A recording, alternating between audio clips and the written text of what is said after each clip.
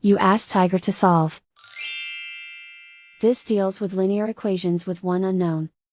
The final result is q equals -16/13. Let's solve it step by step. Simplify the expression. Group like terms. Simplify the arithmetic. Group all constants on the right side of the equation. Subtract 16 from both sides. Simplify the arithmetic.